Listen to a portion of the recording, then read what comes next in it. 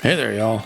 Wasn't expecting to do another vinyl finds video so quickly after just having done that one about my big haul of 77's albums that I got from their Bandcamp website, but went to Half Price Books the other week and stumbled across a bunch of great $2 vinyl that I couldn't pass up, as you can see, the thumbnail over my shoulder. It was a great haul. I got about a dozen albums. Show you what I got coming right up. Stay where you are.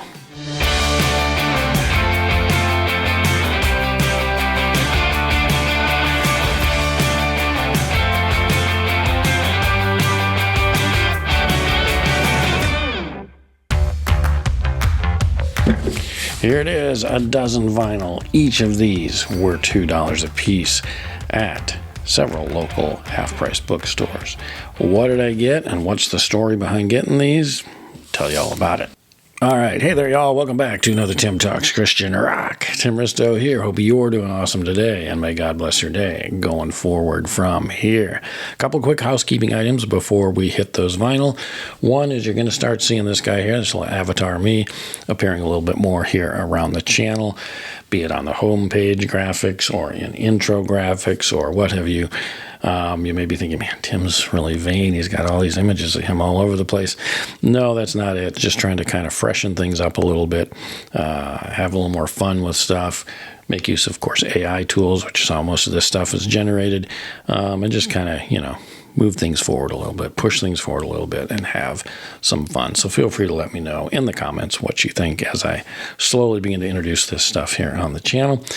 Second, I'm also going to be integrating a little bit more spiritual content into the videos, be it a Bible verse or just a little bit more discussion of spiritual themes that come about from, the specifics of the video I'm working on. So that will be included in some future Tim Talks Christian Rock videos, as well as faith and film videos and all the videos I do here on the channel. This is the Creative Christians channel, and so I do want to kind of really emphasize both the creativity of music and film and writing and art and things like that, as well as, of course, the spiritual element. So kind of started that way, have drifted off a little bit, want to kind of pull that back into the channel again a little bit more. So again, feel free to let me know what you think of that as I introduce more of that into the channel here too as well. Finally, I want to draw your attention to a video that dropped about a week ago from PJ Bostic. PJ Bostic is a great friend of the channel, great solo artist, formerly of Grandma Train, One Bad Pig, also doing some performances lately with Triton and Larry Dean. And he just dropped, like I said, about a week ago, a drum performance and lyric video for his song Healing Comes Tomorrow, off of his new album, Hope in the Winter Stage. You all know I love that album. You can find it in my Album of the Year video, spoiler alert, but it's a great album. Fantastic album. So this song is from that album, and PJ released a drum performance and lyric video for that, which is really well done. He has to record a drum track because he's the drummer, he's the guitarist, he's the vocalist for his solo work. And being such a great drummer and having done drumming for so long, it's hard to hand that off to somebody else. So he just records a drum track himself, records himself, both the audio and video with multiple cameras, that he can then play to live on stage. It goes on the screen behind him. And so he's done that for this video, includes lyrics. It's just really cool. It's a great performance, great song, number one, but a great performance too. It's just really a lot of fun to see him drumming away. So I'll put a link in the description down below where you can catch that video, but it's really, really cool. Check that out. All right, on to the vinyl. So what's the backstory on this latest journey to collect more vinyl? Well, I'll tell you, here's what it is. It was my youngest son's 20th birthday. We asked him what he wanted to do that day. One of the things he mentioned is that he would love to go to a bunch of used bookstores. He loves to collect anime stuff and manga books and all that sort of thing. He's a lot like me. Loves these used bookstores where you can go and find a new treasure every time you go into one, because their inventory constantly changes. People bring in more stuff. You never know what you're going to find, unlike a Barnes & Noble where it's all the new inventory. Used books, you can always find great stuff. So we went to 3 different half-price bookstores. Half-price Books, for those of you who maybe don't have them in your area, is a used bookstore chain that has a lot of great stuff in it. I go there specifically, as I've mentioned in many other videos, to look for vinyl. And many times I find a lot of great Christian rock, pop, and even some occasional metal vinyl as well. So picked out 3 different locations for him, starting further in the city and then moving out to the suburbs later in the afternoon. And we went there, and of course, all of us found all sorts of great stuff. And I certainly found these dozen Christian rock and pop vinyl, which is very cool. Most of them I found at the second location we went to, which is where I've had good luck before. I think that's a place where somebody apparently gets rid of their Christian vinyl on a regular basis. So I'm always finding something there. In fact, there's a couple I left there that I may have to go back and pick up now. I keep thinking about them. But anyway, got a dozen between these 3 locations. Like I said, most of them at the second location.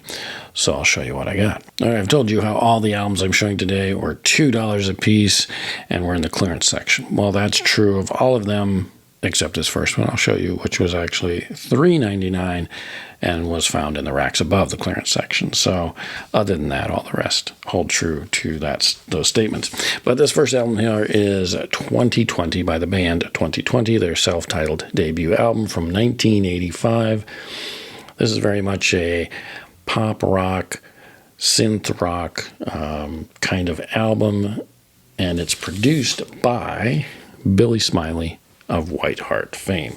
So it definitely has those influences on it. You can hear a lot of songs that sound a lot like that White Heart style, both vocally at times, even though White Heart had a bunch of vocalists, but has kind of that White Heart sound at times to the vocals, to the guitars, and the synth work, but it's also its own thing.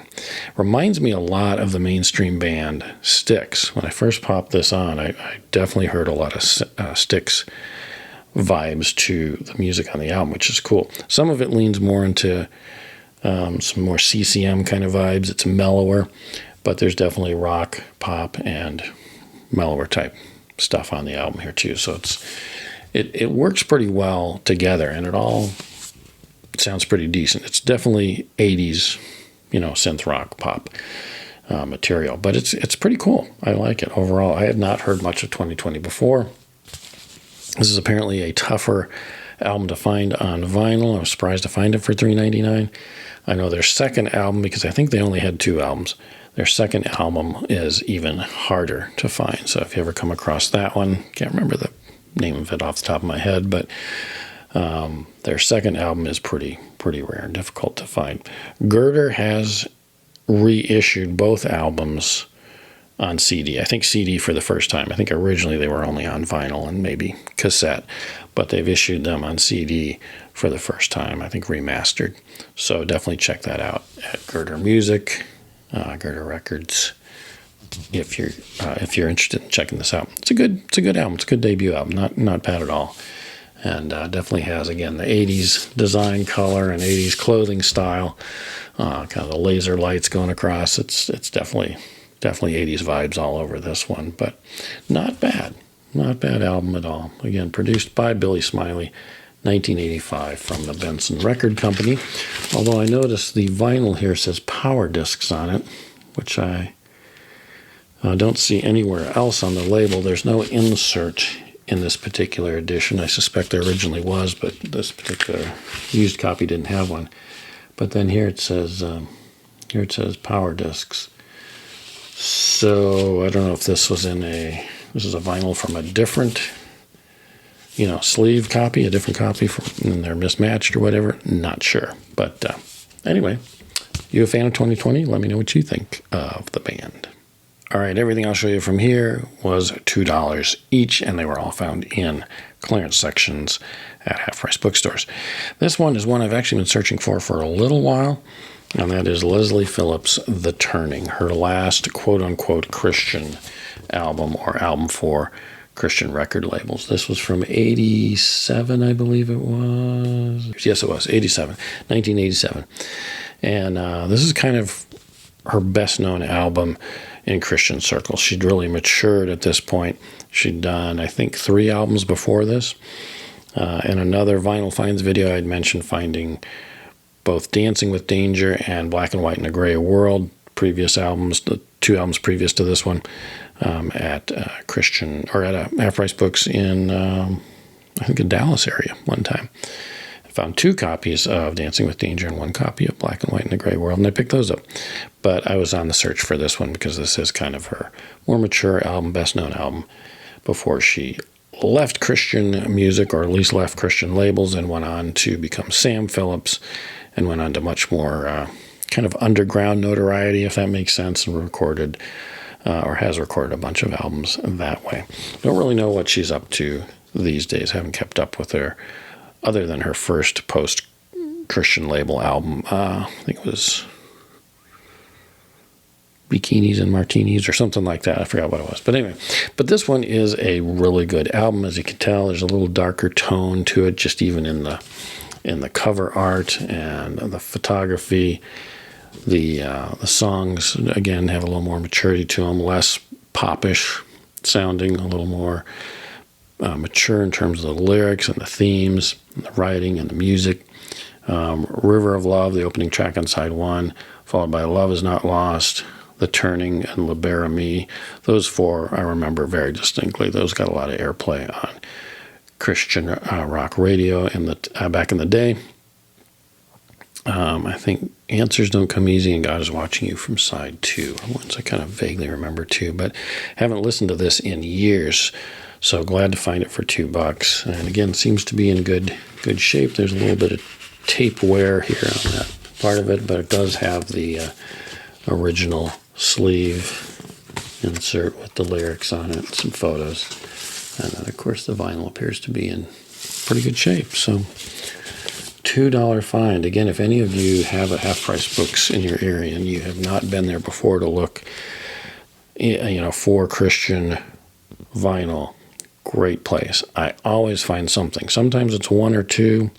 Occasionally it's nothing, but usually I always find at least 1 in those clearance sections, and I have yet to find any that are just in horrible shape. Usually they're decent. I mean, this one has a little bit of a nick taken out of the corner here of the cover, but other than that, it's really in pretty good shape.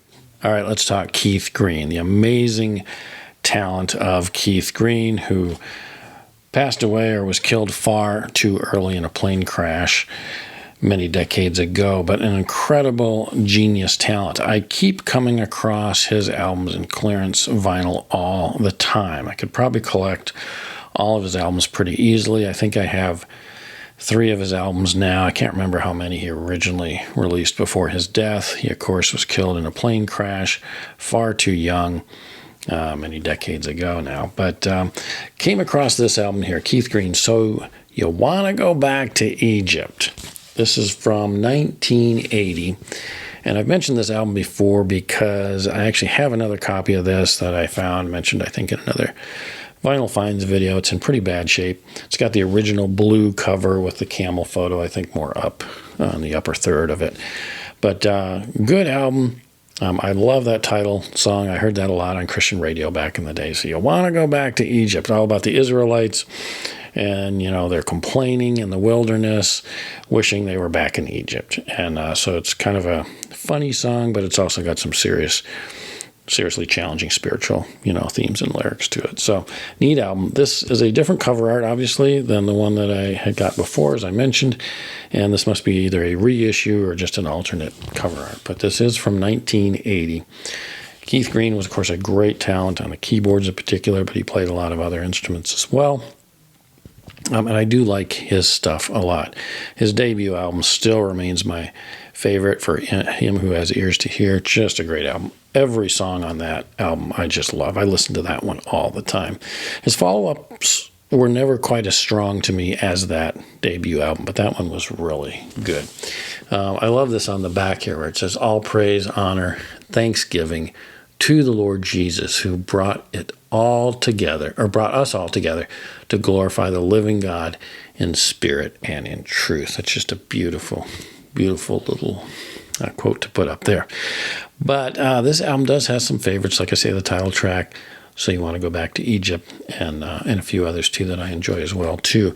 But I'm glad to get this one's in very good shape. Again, the cover art is different, but it is in better shape than my original copy, and the vinyl appears to be good too. This is from PGR, Pretty Good Records. This was produced by Bill Maxwell and Keith Green.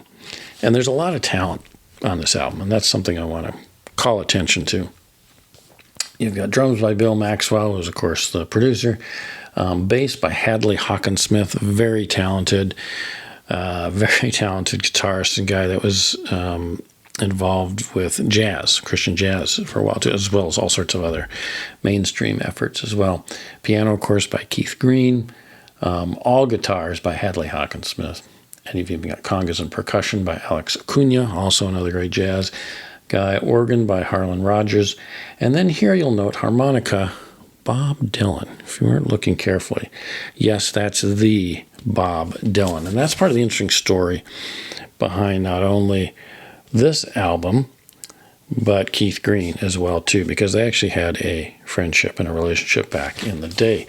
Bob Dylan plays on this song here, Pledge My Head to Heaven, the second track on side one here on this vinyl. But a little something I want to draw your attention to about this story, because this is interesting. Hopped on over to the website, thedailyhatch.org, just because this popped up when I was doing a search about this album. And there's a little link here on this site that talks about Keith Green and this album and his relationship to Bob Dylan. There's an excerpt from a book about Keith Green. The problem is it puts a link, and the link doesn't really go to the book. It doesn't go to any information about the book. So I don't really know off the top of my head, where or what book this is from, and what the title of it is or anything like that. It's obviously one about Keith Green. But if I can find more info about that, I'll put a link in the description below. But there's this neat little excerpt. I want to read a couple little things from this excerpt from this book about Keith Green. And this, I think, is written by Green's wife. It says here, one night at the studio, I was sitting in a beanbag chair, cuddling Bethany Grace, that would be their daughter, during what seemed like a fairly typical evening. Then Bob Dylan showed up to play harmonica on I Pledge My Head to Heaven. It was, all at once, totally incredible. We'd spent some time getting to know Bob on various occasions before moving to Texas. We'd first met Bob through an elder at the Vineyard, sometime after our revival time in California. Apparently, this is kind of an interesting story here, apparently, Bob's girlfriend had gone to a Vineyard service where she gave her heart to Jesus. After receiving some basic Christian counseling that she shouldn't be living with her boyfriend, she decided to move out. The elder at the Vineyard had no idea that the boyfriend was Bob Dylan. That is, until Bob called to set up an appointment and talk about why his girlfriend was encouraged to move out. In the process of conversation with the elder from the Vineyard, Bob, who was Jewish, heard all about Jesus. Somewhere along the way, he also got turned on to Keith's music and loved the rawness, which is why he wanted to meet Keith. By the time we actually met, Bob had already been studying the Bible and learning about Jesus. We had invited him over for dinner, and I cooked him hamburgers at our house. So anyway, that was kind of interesting, that whole way in which they got connected. As you know, Bob Dylan, of course, did come to faith in Jesus, then kind of went back on that, and there's a whole story about all that. Won't go into all that. There's some neat little anecdotes here. It was during the time he was writing the songs for his album Slow Train Coming, and Bob pulled out some lyric sheets for us to read. He wanted to know what we thought, and we told him the lyrics were great. Then Keith and I exchanged glances, both thinking, can you believe one of the world's greatest songwriters is asking our opinion? Kind of cool there. Again, just to kind of highlight Dylan's involvement on this album. This night in the studio, Bob got ready to play the harmonica, and he talked with Bill, who's the producer and played the drums on this album. Talked with Bill for a few minutes. He told Bill that for him who has ears to hear, Keith Green's debut album, was one of his favorite albums of all time. Bob was hoping Bill would use a similar production style for Keith on this album. As they set up the microphones and Bob began to play along to the track, I closed my eyes and held Bethany Grace close to my heart. It seemed like a dream as I listened to the familiar sound of this world-famous harmonica playing on a song about the possibility of my husband, my son, and even me losing our lives for the sake of the gospel. So cool little anecdotes there that I had not read before, but just neat little side stories as to Bob Dylan's involvement with Keith Green's album, So You Want to Go Back to Egypt, and in particular, pledge my head to heaven. So, again, I found all this online. I'm assuming it's true. I'm assuming it's accurate. But kind of interesting stuff to read. Now I want to track down that book. And if I find the name of it, the title of it, I will put a link in the description, because I'm not sure what book about Keith Green this actually came from. I'll need to look that up. All right, next up is another kind of mellower artist.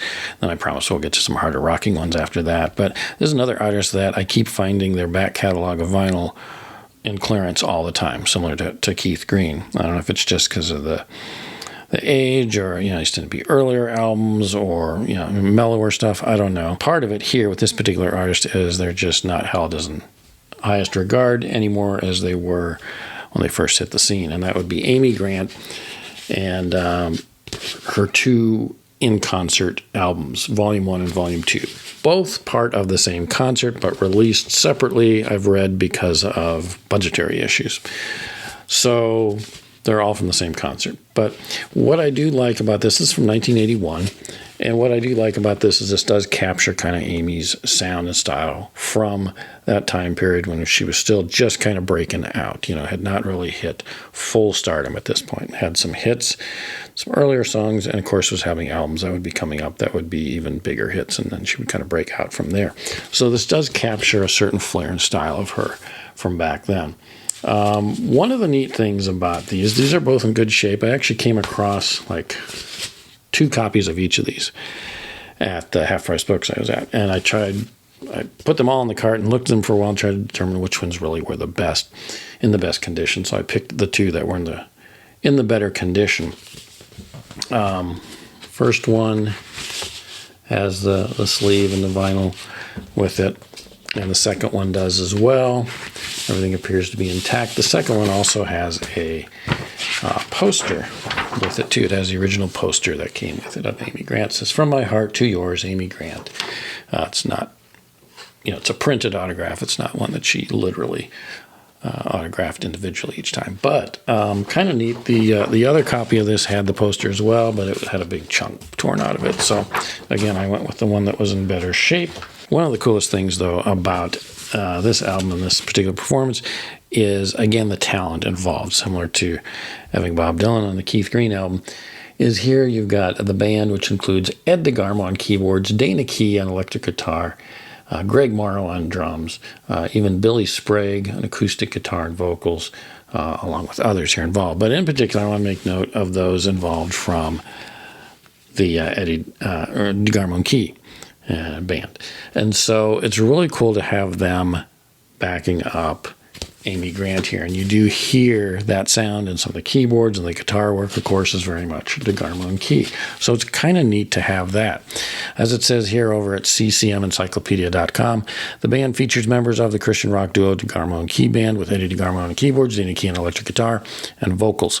The album was recorded live at the Mabee Center in Tulsa, Oklahoma, which I think is actually where DeGarmo and Key's live album, No Turning Back, was recorded too, if I remember correctly. And also at the Lloyd Noble Center at the University of Oklahoma in Norman. Another thing to note about DeGarmo and Key's involvement is the last song on Volume 2, Nobody Loves Me Like You. It features the lead vocals by Dana Key. And this was originally a tune on their Grammy and Dove-nominated 1980 album, This Ain't Hollywood, which was DeGarmo and Key's 3rd album. So, again, some neat DeGarmo and Key connections, which is part of the reason why I wanted to pick these up. So I have not listened to them yet, so I don't know for sure how good a shape they're in, but kind of look forward to just hearing them in the background of Amy Grant. But neat couple of concert albums. So the next 5 vinyls I'll show you are actually ones that I've already owned. And you may be saying, well, why did you pick them up if you already own them already?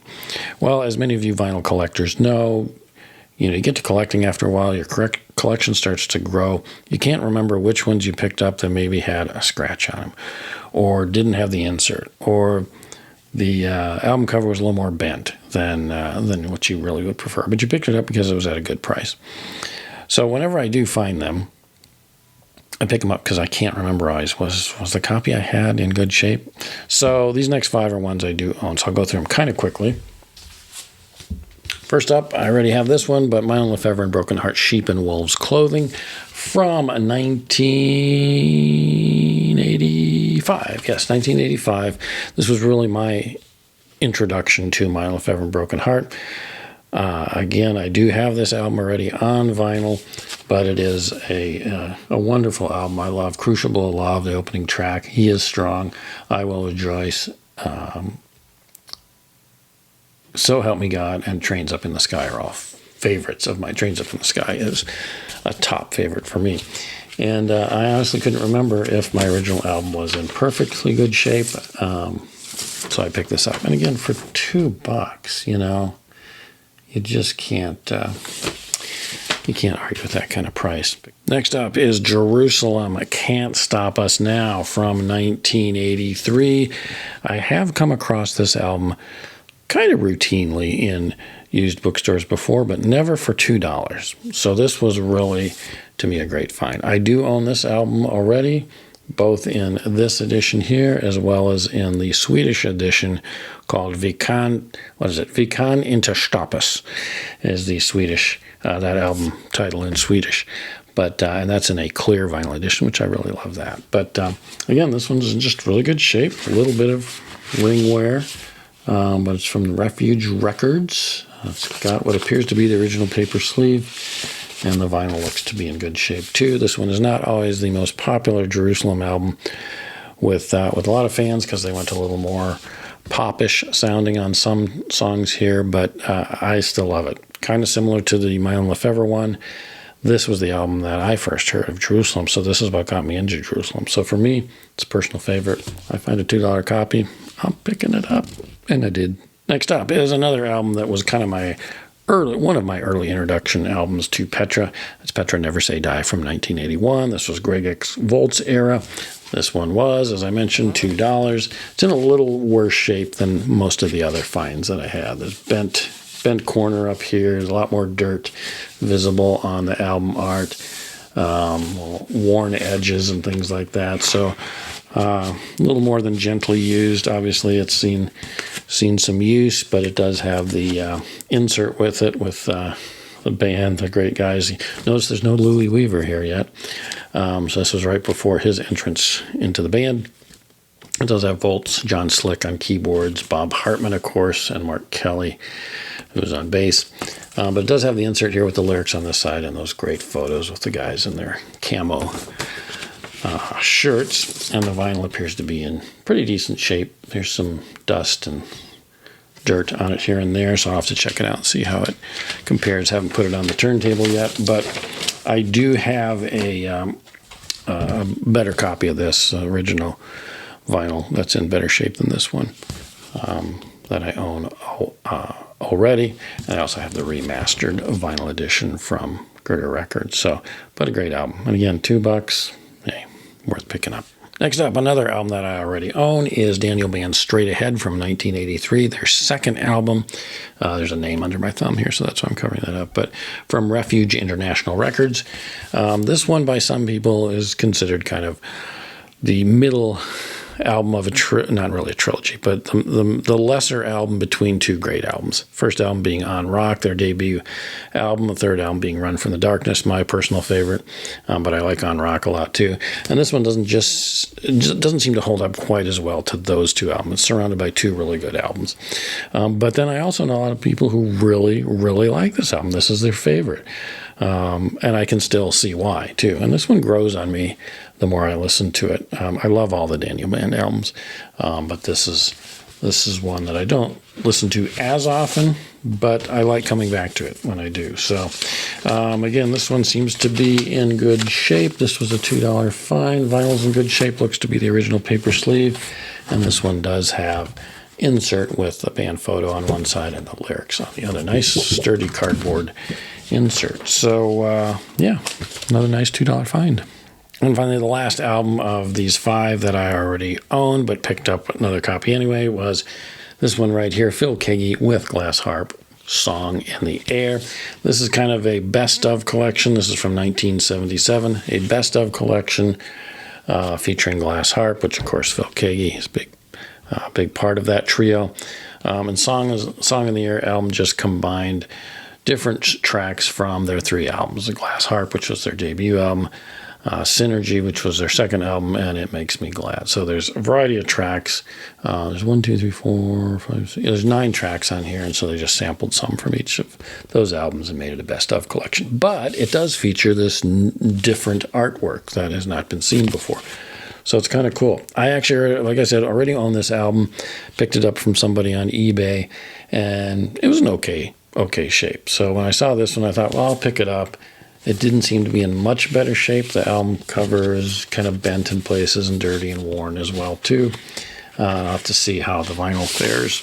So one of the things I seem to run across the most with Glass Harp albums is a lot of them just aren't in very good shape. I don't know if it's the owner or just, the amount of times it got played or what. But many of these it seems to be hard to find Glass Harp vinyl in good shape, unless it's been newly reissued or something. But these original ones I'm finding it's difficult to find them in good shape. So I now have 2 of these. They're probably about in the same condition, but I will have to compare the vinyls yet by putting them both on turntable and see how they sound. But it's Glass Harp, and I've been into collecting Glass Harp lately. I think the only album I'm missing is their 3rd one, It Makes Me Glad, but I've got the others. So I might do a review of Glass Harp's discography here at some point in the future. All right, got 2 albums left. Both of these I do not have in my collection, so these are first pickups for me. This one here is Rick Kua, No Mystery, from 1983. Solo artist Rick Kua, who was kind of the Rick Springfield of Christian music, you could say. I did not have this album, and so I decided to pick it up. Again, $2. He kind of had the image of Rick Springfield, but his music never quite matched that. It was never quite as hard. Not that Springfield was necessarily super hard rocking, but again, so many of these artists of the day were encouraged, I think, by labels to kind of lean into more of that mellower CCM sound to try and get those radio-friendly hits.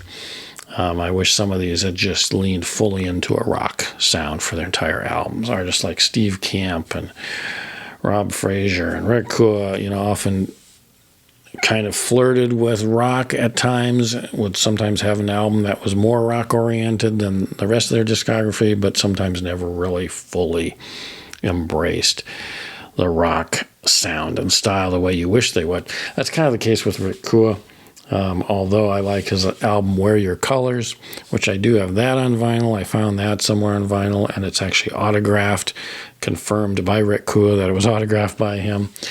And then I have another album of his, the one that has the hit song, that was the hit song at the time, Don't Say Suicide, on it. It's the blue cover art with him leaning against the fence. I've got that one. And then now this one. And these really were the 3 that I wanted the most. So I'm glad to have found this one on vinyl too. Each of those I found separately, separate places at separate times.